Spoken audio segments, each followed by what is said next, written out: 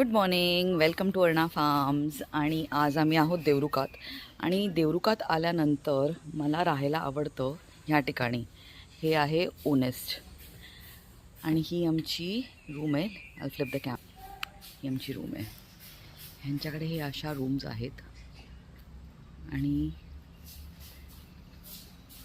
आजूबाजूला भरपूर सारी झाडे आहेत. आणि हा गवती चहा आहे, चमेली आहे, चाफा आहे, मिऱ्याची वेल आहे, नारळ आहेत. आणि हे त्यांचं ट्री हाऊस आहे. जेवण फारच अप्रतिम आहे, म्हणजे खरंच खूपच सुंदर जेवण असतं.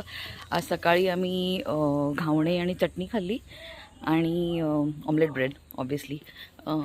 पण कोकणात आल्यावर घावणे खाणार नाही असं होणार नाही. सो घावणे आणि चटणी हे आमचं आज ब्रेकफास्ट होतं.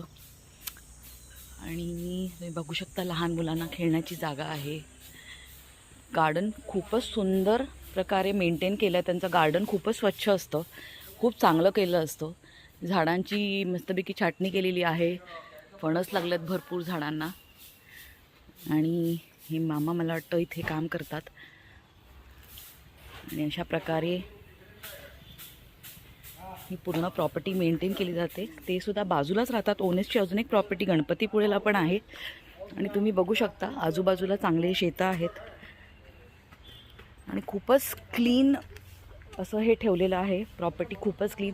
ह्यांनी हा पूल केला आहे. आधी आम्ही यायचो तेव्हा, कारण की मी इथेच येते. गेल्या 7-8 वर्ष जे मी येते ती इथेच राहते.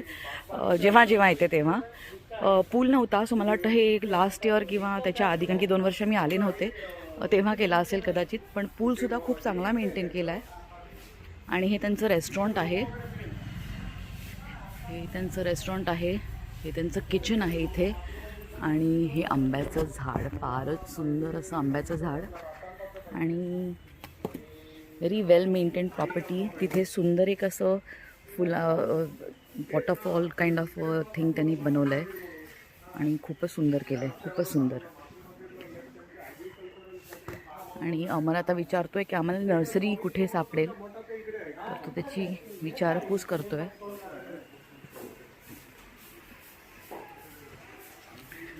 हा त्यांचा रिसेप्शनचा area. That is the reception area.